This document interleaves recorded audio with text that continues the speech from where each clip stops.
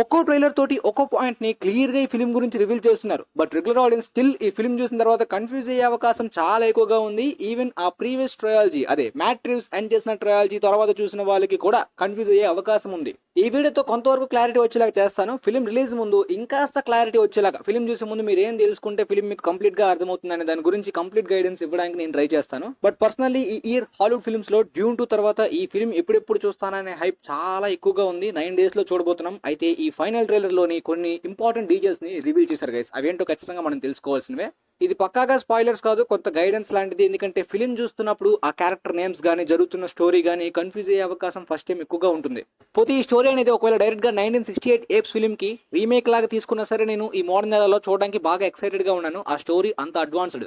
Caesar చనిపోయిన తర్వాత ఏప్ civilisation పెరుగుతున్నప్పుడు తన కొడుకు కొర్నీలియస్ లీడ్ చేసే లాంటి స్టోరీ ఉంటుంది. బట్ ఈ ఫిలిం లోని కొర్నీలియస్ అయితే మాత్రం ఉండట్లేదు. ఆల్మోస్ట్ సీజర్ చనిపోయిన తర్వాత 300 years గడిచిపోయిన తర్వాత ఈ స్టోరీ అనేది స్టార్ట్ అవుతుంది అనమాట. అందువల్ల ఈ ఫిలిం లీడ్ యాక్టర్ నేను ముందైతే కొర్నీలియస్ అనుకున్నాను ఫస్ట్ టీజర్ వచ్చినప్పుడు. ఆ టీజర్ లో డైలాగ్స్ కూడా లేవు, అండ్ గూగుల్ క్యాస్ట్ లో కూడా కొర్నీలియస్ చూపించింది ముందు. తర్వాత తెలిసింది ఈ క్యారెక్టర్ నేమ్ నోవా అనమాట. స్టార్టింగ్ సీన్ లోని తను కొన్ని రోజుల తర్వాత ఇంటికి తిరిగి వచ్చినట్టు చూపిస్తున్నారు కదా. నోవా వాళ్ళ మదర్ ని అండ్ ఫాదర్ ని మీట్ అవుతాడు. బట్ ఫిలిం లో స్టార్టింగ్ సీన్ అయితే నాకు తెలిసి సీజర్ యొక్క ఫ్యూనరల్ లాంటిది ఉండొచ్చు అనమాట.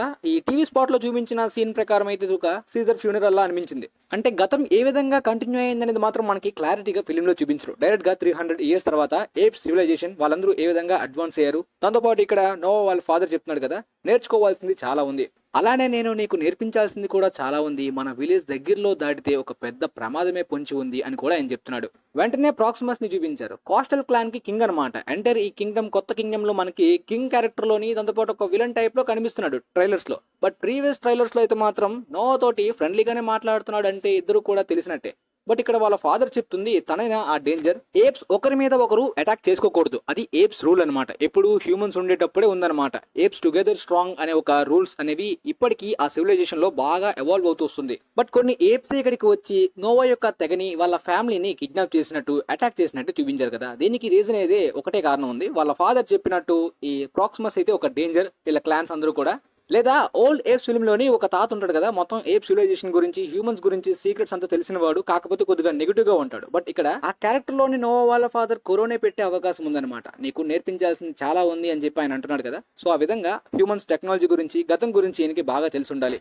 ఆ వివరాలన్నీ కూడా ప్రాక్సిమస్ కి కావాలి. ఎందుకంటే హ్యూమన్స్ టెక్నాలజీ గురించి, గతం గురించి ప్రాక్సిమస్ తెలుసుకోవాలనే ఆతృత ఈ ఫిలిం లో ఎక్కువగా ఉంటుంది. నోవా వాళ్ళ ఫాదర్ ని తీసుకువెళ్తున్న సోల్జర్ అయితే మాత్రం ఒక ఎలక్ట్రిక్ స్టిక్ ని కూడా యూజ్ చేస్తుంది కదా. ఈ టైం కి ఎలక్ట్రిక్ పవర్ ఏమీ కూడా ఉండదు. కానీ హ్యూమన్స్ టెక్నాలజీ మిగిలి ఉన్న ప్లేసెస్ లోని ఆల్రెడీ ప్రాక్సిమస్ ఈ ఎలక్ట్రిక్ పవర్ ని సొంతం చేసుకోవడానికి కూడా ప్రయత్నించాడని చెప్పి మనకి కొన్ని సీన్స్ ద్వారా చూపించేశారు ఆల్రెడీ. ప్రీవియస్ టీవీ స్పాట్స్ లోని ఈ ప్లేస్ ని నోవా, రాకా, మే కలిసి డిస్ట్రాయ్ చేయడానికి కూడా చూస్తారు. ఈ రాకా, మే ఎవరైనా డౌట్ మీకు ఉంటే మాత్రం ఇప్పుడు క్లియర్ గా చెప్తాను. బట్ నోవా వాళ్ళ ఫాదర్ ని తీసుకెళ్లే కారణం ఇదే అయి ఉండాలి, లేదంటే ఇంకొక కారణం. జంతువుల్ని మనం అడవిలో ఎలా హంట్ చేసి జూలో పెడతామో, ఆ టైం లైన్ లోని ఏప్స్ హ్యూమన్స్ ని అలా హంట్ చేసి జూలో పెడతాయి అనమాట. ఆ విధంగా మేని హంట్ చేస్తున్నప్పుడు నోవా వచ్చి హెల్ప్ చేస్తాడు. అందువల్లనే ప్రాక్సిమస్ కి కోపం వచ్చి వాళ్ళ ఫ్యామిలీని తీసుకెళ్లే కారణం కూడా ఉంటుంది.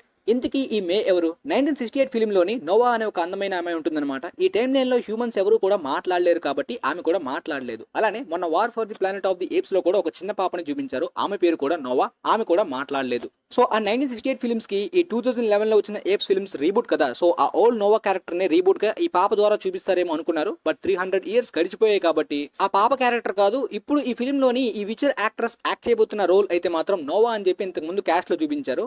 బట్ ఈమె ఒరిజినల్ నేమ్ అయితే మే అనమాట. తర్వాత నోవాగా మారుస్తారు. బట్ ఆమె రియల్ నేమ్ మే అని చెప్పి ఈ సీన్ లో ఆమెను రివీల్ చేస్తుంది. వెంటనే నోవా మరియు రాకా అయితే మాత్రం షాక్ అవుతారు. ఈ టైం లైన్ లో హ్యూమన్స్ మాట్లాడలేరు కదా, ఈమె ఎలా మాట్లాడుతుంది అని చెప్పి. అలానే ఆ టైం లైన్ లోని హ్యూమన్స్ కి బట్టలు కూడా ఉండవు అనమాట. అందరూ ఆకులు కట్టుకొని తిరుగుతారు. బట్ ఈమె ఒక మంచి మోడర్న్ డ్రెస్ లో వచ్చిందనమాట. అక్కడ మనకు క్లియర్ గా అర్థమైపోతుంది. ఓల్డ్ ఏప్స్ ఫిల్మ్స్ లో కూడా ఎకరస్ షిప్ నుండి కొంతమంది ఆస్ట్రోనట్స్ టైం ట్రావెల్ చేసి వస్తారు. ఈమె కూడా అలాంటి ఆస్ట్రోనట్ క్యారెక్టర్ అయి ఉంటుంది. అలానే ప్రీవియస్ ట్రైలర్ లోని ఆమె తన టెలిస్కోప్ ని, ల్యాబ్ ని అబ్జర్వ్ చేస్తుంది. బట్ 300 years టైం లైన్ గడిచిపోయింది కదా, ఈమె ఫ్యూచర్ లో ఉంది ఇప్పుడు టైం ట్రావెల్ చేస్తే. అదంతా కూడా మొత్తం ఆకులతో నిండిపోయి నాశనం అయిపోయిన ల్యాబ్ లో కనిపిస్తుంది. ఇప్పుడు రాకా ఎవరో తెలుసుకుందాం. ముందుగా నోవా అయితే మాత్రం వాళ్ళ ఫాదర్ ని తీసుకెళ్తున్నప్పుడు అక్కడ కింద పడిపోయాడు కదా, చనిపోయాడు అని చెప్పి నోవాని వదిలేసి ఉండొచ్చు. ఆ తర్వాత నోవా అయితే మాత్రం లెగుస్తాడు, సర్వైవ్ అవుతాడు.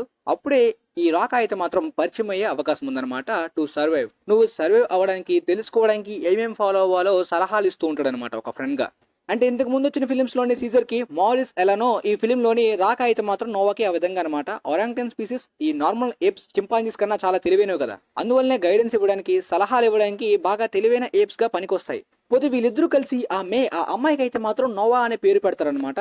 అందుకని మీకు ఈ ఫిల్మ్ లోని 2 నేమ్స్ ఉంటాయి. అయితే మన నోవా NOA నోవా ఏప్ నోవా రాకాకి అడుగుతాడు ఎందుకని ఆమెనే స్పెసిఫిక్ గా తరుముతున్నారు, చాలా మందిని హంట్ చేస్తూ ఉంటారు, జూలో పెడుతుంటారు, బట్ ఆమె స్పెసిఫిక్ గా ఎందుకు కావాలి అని అడుగుతున్నప్పుడు అయితే మాత్రం చెప్తాడు ఆమెకి హ్యూమన్ సీక్రెట్స్ తెలుసు, అలానే ఆమె మాట్లాడుతుందని ప్రాక్సిమస్ కి తెలిసే ఉంటుంది, అందువల్లనే ఆమెని ప్రయోగించి కొన్ని చెడు మార్గాలకి వాళ్ళ టెక్నాలజీని యూజ్ చేసుకునే అవకాశం ఉంది. కాబట్టి ఈ ల్యాబ్ ని, ఈ ఎలక్ట్రిక్ డ్యామ్ ని ఒక టీవీ స్పాట్ లోని నోవా రాకా మే కలిసి డిస్ట్రాయ్ చేస్తున్నారు అనమాట. మేబీ ఈ డ్యామ్ నుండి వాళ్ళు ఆ ఎలక్ట్రిక్ స్టిక్స్ ని కూడా తయారు చేసి ఉంటారు అనమాట. అయితే ఈ హీరో ఏప్ అయితే మాత్రం ఫిలిం లోని హ్యూమన్ కిందకి హెల్ప్ చేస్తున్నాడు, తను కూడా ఒక ఏపే కదా, తనకి గతం గురించి తెలియదు కదా, సో ఆ విధంగానే హ్యూమన్స్ గురించి, ఆ హిస్టరీ గురించి, మంచి గురించి తెలుసుకోవడానికి ప్రయత్నిస్తూ ఉంటాడు వాళ్ళ ఫాదర్ నుండి. అంటే హ్యూమన్స్ ఏప్స్ ఒకప్పుడు కలిసి ఉండేవాళ్ళు, పీస్ఫుల్ గా ఉండాలని చెప్పి సీజర్ మార్గాన్ని నడవడానికి ఇష్టపడతాడు. హ్యూమన్స్ గురించి, గతం గురించి తెలుసుకునే కొన్ని పిక్చర్స్ ని కూడా చూస్తాడనమాట నోవా. అది ప్రీవియస్ ట్రైలర్స్ లో చూపించారు. బట్ ప్రాక్సిమస్ అయితే మాత్రం హ్యూమన్స్ గురించి, వాళ్ళ హిస్టరీ గురించి కంప్లీట్ గా మారిపోయే విధంగా తన పాలనలో ఉంటుంది. ఈవెన్ మీరు ఆ ఓల్డ్ 1968 ఏప్స్ ఫ్రాంచైజ్ చూసినా సరే అందులో కూడా హ్యూమన్స్ హిస్టరీ గురించి కంప్లీట్ గా మార్చేసి వాళ్ళు చెడ్డవాళ్ళుగానే కొన్ని ఏప్స్ అయితే సివిలైజేషన్ ని మార్చేస్తాయి. దాంతోపాటు ఏప్స్ హ్యూమన్స్ మాట్లాడుతున్నారనే సీక్రెట్ గానే ఉంచాలి, ఎవరికి చెప్పకూడదు. ఎందుకంటే అలా తెలిస్తే మిగిలిన ఏప్స్ అన్ని కూడా భయపడి మళ్ళీ హ్యూమన్స్ కి తల వంచేసి మళ్ళీ ఏప్స్ అంతటిని కూడా హ్యూమనే రూల్ చేసే లాంటి టైం వస్తుందనే భయం వాటికి, అందువల్లనే ఈ సివిలైజేషన్ ని మార్చుకుంటాయి. ఎందుకంటే హ్యూమన్స్ ఏప్స్ ని దారుణంగా ట్రీట్ చేస్తారు కదా, ఆ భయం ఉంటుందన్నమాట వాటికి. దాంతోపాటు ఈ ట్రైలర్ లో ఒక డైలాగ్ కూడా ఉంది కదా, ఇంతవరకు మనకి హిస్టరీలో చెప్పుకొస్తుందంతా కూడా రాంగ్, మనల్ని మిస్లీడ్ చేశారని చెప్పి నోవా అంటున్నాడు. అందువల్లనే హ్యూమన్స్ అంటే కొద్దిగా మంచి ఒపీనియన్ ఉంది. దాంతోపాటు వాళ్ళని తిరిగి ఇంటికి పంపించేద్దామని ఈ అమ్మాయికి సహాయం చేద్దాం అనుకుంటాడు. బట్ ఈ బ్రిడ్జ్ సీక్వెన్స్ లో అయితే మాత్రం దొరికిపోయి ప్రాక్సిమస్ దగ్గరికి తీసుకువెళ్ళిపోతారు. ఈ టెక్నాలజీ అంతా హ్యూమన్స్ ది, వాళ్ళకి చెందింది, నీకు సొంతం కాదని చెప్పి కోపంగా నోవా ప్రాక్సిమస్ వైపు అంటుందన్నమాట. ఇప్పుడు ఈ ప్రపంచం అంతా కూడా నాదే కాదంటావా అని అంటున్నాడు ప్రాక్సిమస్.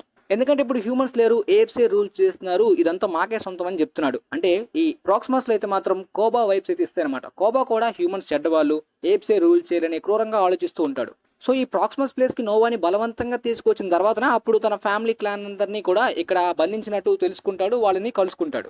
సోనా అనే ఒక ఫీమేల్ ఏప్ అయితే మాత్రం నోవాకి ఫ్రెండ్, అంటే గర్ల్ ఫ్రెండ్ అనుకోవచ్చు మరి ఫిల్మ్ లో. సో ప్రాక్సిమస్ పాలన మంచిది కాదు, ఏప్స్ నే తను మంచిగా చూడట్లేదు, ఇలా హింసిస్తున్నాడు అని చెప్పి నోవా అయితే మాత్రం ఛాలెంజ్ చేస్తాడు. బట్ ఈ ఫైట్ లో నోవా గెలవడం చాలా కష్టం, ప్రాక్సిమస్ చాలా బలవంతుడు అనమాట. నీ కింగ్ ముందు మోకరిల్లు నోవా అని చెప్పి అంటుంటే అసలు కుదిరే పని కాదు అనే డైలాగ్ తో, అంటే వేరే సీన్ డైలాగే బట్ అలా సెట్ చేసి పెట్టారు ట్రైలర్ లోని. అయితే ఒక ప్రీవియస్ ట్రైలర్ లోని హ్యూమన్స్ ఒకప్పట్లోని సముద్రాలు దాటి కూడా మాట్లాడుకునే టెక్నాలజీని వాడేవారంట అని చెప్పి నోవా తోటి ప్రాక్సిమస్ అంటాడనమాట. అంటే దాని అర్థం మనం మొబైల్స్ యూజ్ చేసి మాట్లాడుకునే వాళ్ళం కదా, సో ఆ టెక్నాలజీ గురించి, వీటి గురించి తెలుసుకోవాలి, అది మనం సొంతం చేసుకోవాలనే దొంగ ప్రయత్నాలు అయితే మాత్రం ప్రాక్సిమస్ కి ఉంటాయి. బట్ ఆ హిస్టరీలోని హ్యూమన్స్ గొప్పతనం తెలుసుకున్నా వాళ్ళు మంచి వాళ్ళు కాదు, చెడ్డవాళ్ళు అని మాత్రమే వీళ్ళు ఈ హిస్టరీలోని ఈ పుట్టే ఏప్స్, ఈ కొత్త జనరేషన్ అందరికీ కూడా రుద్దేస్తారనమాట. సో తన పాలన, తన థాట్స్, ఈ హిస్టరీ అంతా కూడా రాంగ్ అని చెప్పి ఈ నోవా ఆ ఏప్స్ ని ప్రూవ్ చేసే అవకాశం ఉంటుందా లేదా ఫిలిం మధ్యలోనే ఆగిపోతుంది అనేది చూడాలి.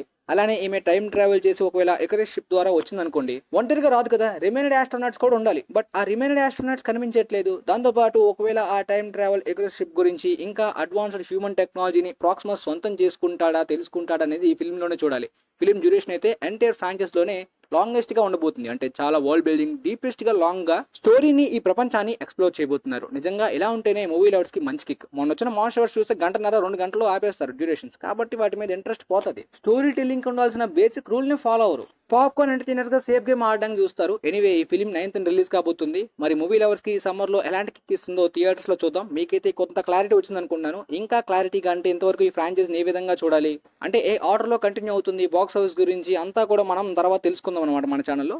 మొత్తానికి ఈ వీడియో యూజ్ అయితే మీ ఫ్రెండ్స్ కి కూడా షేర్ చేయండి మూవీ చూడాలనుకునే వాళ్ళకి. And thanks for watching.